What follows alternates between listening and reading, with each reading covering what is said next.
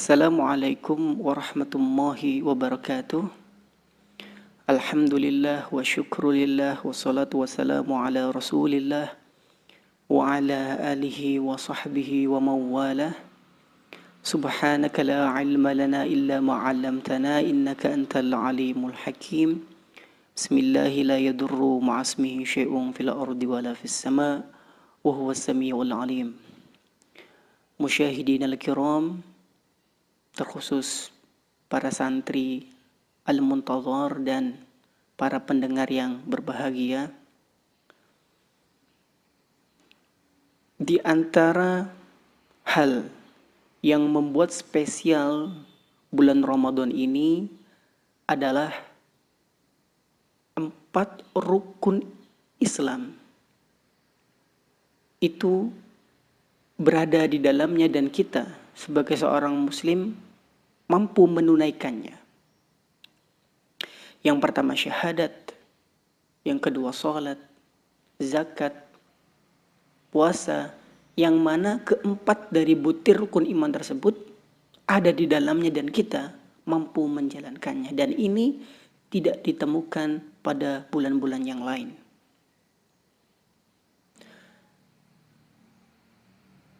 Di antara rukun ini adalah sholat.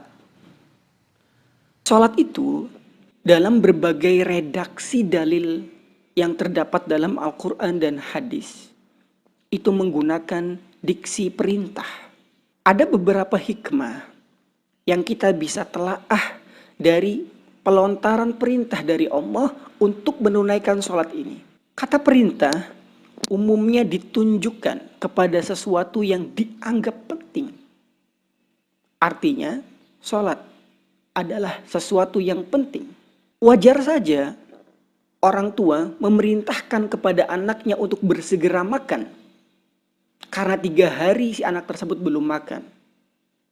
Kemudian orang tua tersebut berujar, "Makanlah wahai anakku."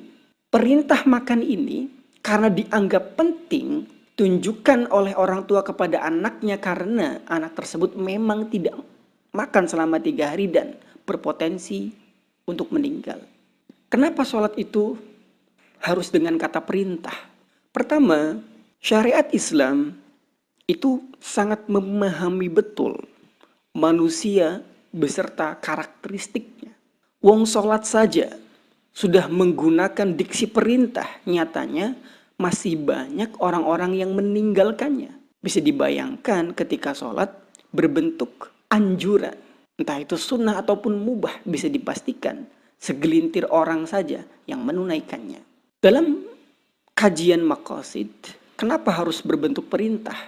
Karena di samping sholat itu penting, juga orang yang menjalankan perintah sholat itu secara langsung tidak mendapatkan kenikmatan dari adegan yang telah ia tunaikan dari sholat itu sendiri. Ilustrasinya adalah ketika saya sholat, diawali takbir dan diakhiri salam, maka saya secara material tidak mendapatkan keuntungan. Artinya setelah saya sholat, saya tidak langsung kaya. Setelah saya sholat, saya tidak tiba-tiba kenyang. Setelah saya sholat, tidak tiba-tiba kemudian bahagia yang bisa dirasakan secara fisik. Kenapa nikah itu menggunakan diksi sunnah tidak wajib? Karena tanpa disunnahkan sekalipun atau tidak diwajibkan sekalipun, perintah nikah ini orang-orang dengan sendirinya akan berduyun-duyun untuk menunaikan sebuah pernikahan. Karena ketika seseorang menikah, maka akan ada efek kenikmatan yang secara langsung akan ia dapatkan. Kenapa makan ini tidak diperintahkan oleh agama? Karena walaupun tidak diperintahkan, manusia dengan refleksnya akan makan dan mencari bagaimana caranya bisa makan. Setelah makan, manusia akan mendapatkan kenikmatan yang dirasakan secara langsung.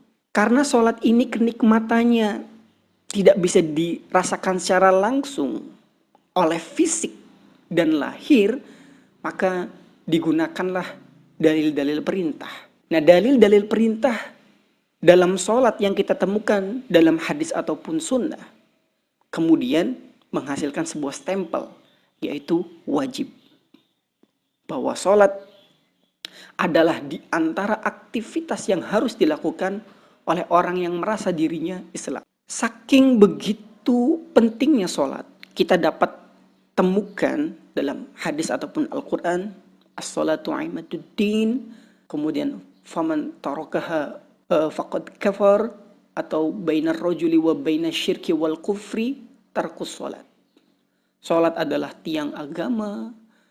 Barang siapa yang meninggalkan sholat, ia dinyatakan kafir. Di antara pembeda seorang muslim dan orang musyrik atau kafir adalah meninggalkan sholat. Artinya, seorang muslim yang tidak menunaikan ibadah sholat, maka secara tidak langsung dia menghancurkan agamanya bagi dirinya sendiri. Ada hal-hal menarik yang harus kita pahami secara serius mengenai fenomena sholat. Jika sholat sebatas dipahami perkara wajib, dan perkara wajib ini definisinya adalah ketika dijalankan mendapatkan pahala dan ditinggalkan mendapatkan dosa, maka sholat ini menurut saya pribadi tidak memiliki efek dorong dan tendang lebih dari pemaknaan sholat itu sendiri. Karena banyak orang yang tidak memperdulikan pahala dan dosa. Saya akan mengkaji sholat ini dari perspektif dan sudut yang berbeda.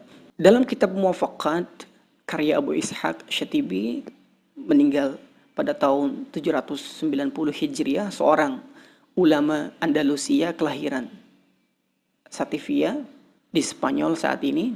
Dalam kitabnya bab 2 diterangkan, walaupun sebenarnya sudah ada penegasan-penegasan dari ulama-ulama sebelumnya, manusia dilihat dari kebutuhannya terbagi menjadi 3. Yang pertama, kebutuhan yang sifatnya daruri atau primer.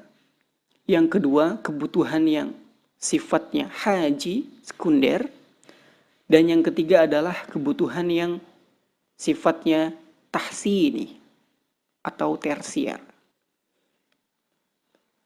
Manusia memiliki 3 kebutuhan, yaitu primer, sekunder, tersier, atau daruri, haji, tahsini. Nah, dari masing-masing kebutuhan ini kita akan membahasnya satu persatu, yang kemudian kita kaitkan dengan eksistensi dari sholat itu sendiri. Kebutuhan primer adalah kebutuhan yang sangat penting, yang mana orang-orang tidak memiliki opsi untuk meninggalkan ataupun menjalankan. Artinya apa? Kebutuhan primer ini adalah kebutuhan yang harus dilakukan oleh manusia.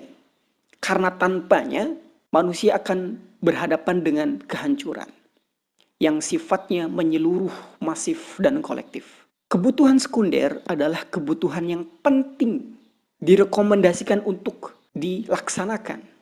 Adapun ditinggalkan, tidak apa-apa walaupun akan berimbas pada hal-hal yang negatif. Yang ketiga adalah kebutuhan tersier, kebutuhan yang kalau saya sederhanakan, kebutuhan yang tidak penting. Ilustrasinya adalah seperti sepeda motor. Sebuah sepeda motor memiliki kebutuhan primer seperti roda. Tanpa roda, sepeda motor ini tak akan bisa berjalan. Artinya, roda bagi motor ini adalah kebutuhan primer yang harus ada dan dimiliki. Tanpa roda ini mustahil bagi motor untuk bisa berjalan. Kebutuhan sekunder pada motor ini anggap saja seperti spion. Motor tanpa spion, ia akan tetap berjalan, namun akan membahayakan bagi pengendaranya. Yang ketiga, kebutuhan sekunder pada motor seperti sebuah cat warna putih atau aksesoris lainnya seperti tempelan. Tanpa tempelan yang terdapat pada motor tersebut tidak akan mempengaruhi sedikit pun dari performa dan keadaan motor itu sendiri. Dari 3 kebutuhan ini, primer, sekunder, dan tersier, di dalamnya meliputi beberapa hal yang harus ditunaikan. Menurut bahasanya Imam Ghazali adalah daruriyatul khamsah. Pertama, hifdzun nafs, hifdzud din, hifdzul aql, hifdzul mal, hifdzun nasal. Menjaga jiwa, menjaga agama, menjaga akal, menjaga harta, menjaga keturunan. Dari 5 hal ini, seseorang harus bisa menunaikannya. Lantas apa kaitannya dalam fenomena sholat? Sholat termasuk kebutuhan primer. Kategori hifdzuddin yaitu menjaga agama. Karena dalam agama Islam, sholat itu adalah tiang. Jika rumah tidak ada tiangnya, maka rumah tersebut dipastikan runtuh. Jika ada orang yang berkeinginan tidak ingin menjadi orang muslim, maka tinggalkanlah sholat. Artinya sholat itu adalah kewajiban yang tidak memiliki ruang pilihan yang mana harus dilakukan oleh seseorang yang merasa dirinya muslim. Karena barang siapa yang meninggalkan sholat, konsekuensinya adalah bisa tercabutnya label keislaman di dalam dirinya. Sholat, kebutuhan primer yang merupakan poin dari menjaga agama, kemudian terciptalah hukum sholat adalah wajib. Jika pengertian sholat, sekali lagi, sebatas sebuah definisi, menjalankannya berpahala, meninggalkannya berdosa, maka banyak orang yang tidak akan mendapatkan efek dari keagungan dan keluhuran sholat ini. Kesimpulannya adalah sholat merupakan kebutuhan primer. Kalau kita memaknai sholat melalui sudut pandang kebutuhan primer, maka kesimpulan tentangnya akan berbeda. Wajibnya sholat, saya padankan pemaknaannya seperti kebutuhan primer.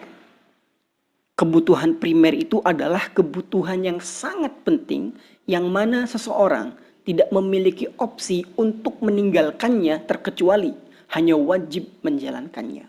Saya contohkan dengan sebuah permisalan. Jika ada orang yang berpuasa 1 hari, menahan makan dan minum dari jam 4 seumpama kemudian hingga jam 6 sore, dan di hadapannya ada makanan, apakah orang tersebut dalam keadaan butuh terhadap makanan? Pertanyaannya adalah belum. Kenapa?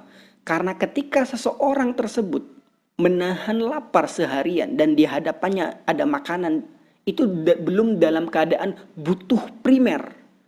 Kenapa? Karena ia ketika memilih tidak makan, ia masih tetap hidup. Jika ada orang yang selama 3 hari tidak makan dan di hadapannya terhidangkan makanan, apakah dirinya sudah terkategorikan butuh primer terhadap makanan tersebut? Pun sama, masih belum. Karena beberapa penelitian manusia dapat bertahan selama 7 hari tanpa makan. Barulah ketika seseorang selama 7 hari belum makan, tidak makan dan di hadapannya tersajikan makanan, maka baginya adalah butuh terhadap makanan tersebut dan wajib memakannya. Jika tidak, konsekuensinya adalah kematian. Sholat adalah salah satu perintah yang wajib dilaksanakan tanpa ada kompromi. Sama halnya seperti seseorang yang menahan rasa lapar selama 7 hari, yang baginya harus memakan sebuah makanan. Seperti itulah contoh dari sholat itu sendiri. Ketika ada orang yang tidak mampu menunaikan sholat dengan berdiri, maka laksanakan dengan duduk. Tidak bisa duduk dengan berbaring, tidak bisa berbaring dengan kedipan mata. Bahkan ketika tidak bisa dengan kedipan mata pun diperbolehkan dengan imajinasi. Bahkan ketika di dalam medan pertempuran yang nyawa menjadi taruhan, sholat masih diperintahkan untuk wajib dilaksanakan. Sholatul khauf. Teknisnya seumpama 10 orang berjamaah, yang lain melingkari. Artinya apa? Tidak ada pilihan-pilihan untuk meninggalkan sholat. Sholatlah dengan telanjang. Ketika untuk mencari baju, itu menghabiskan waktu sholat.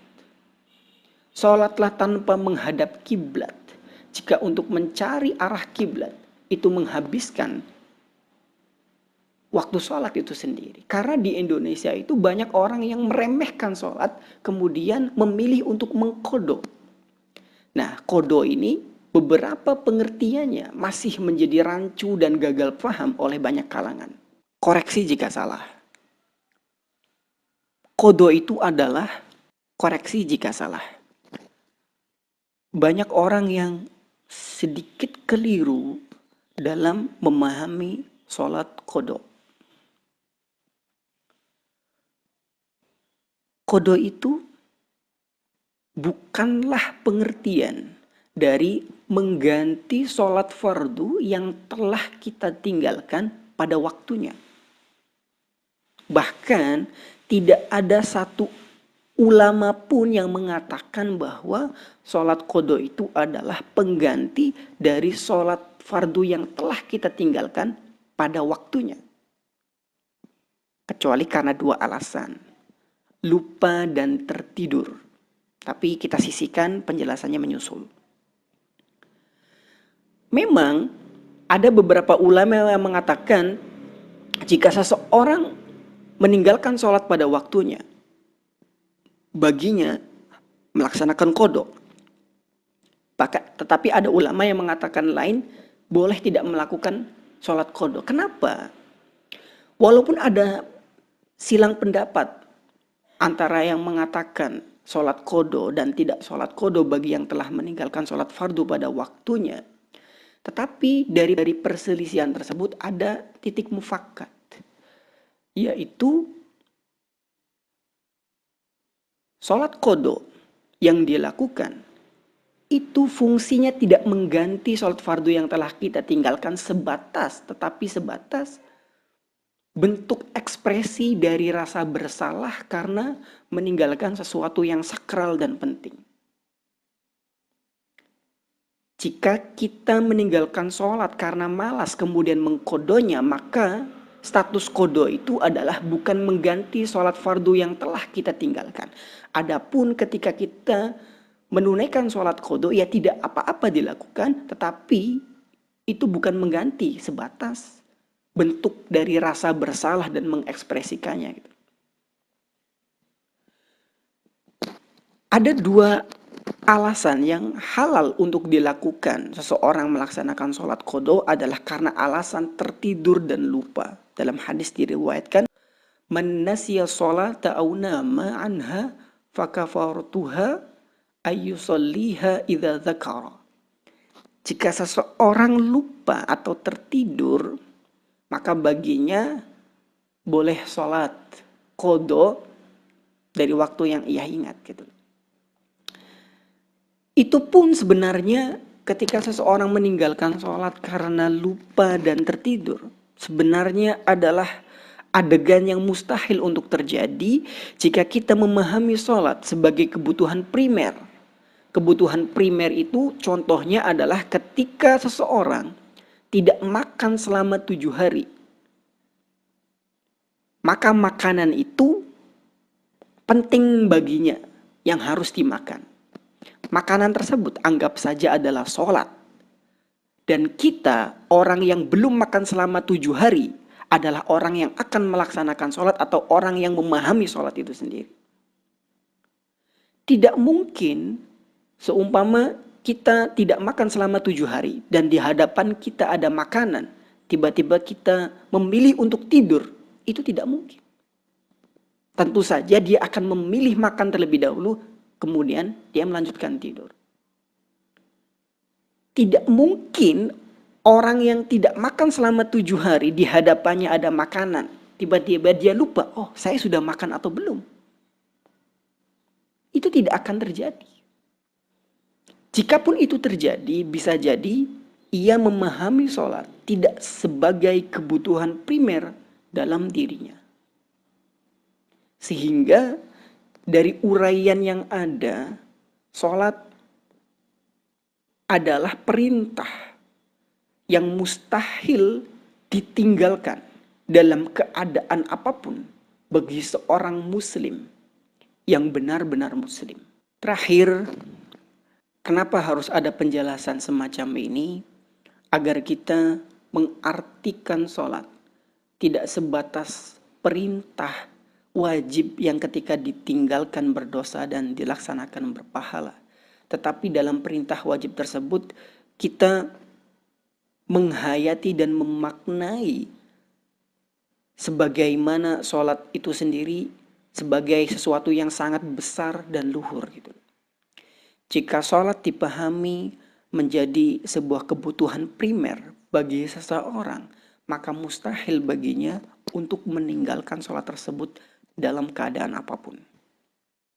Sekian dari saya, semoga bermanfaat.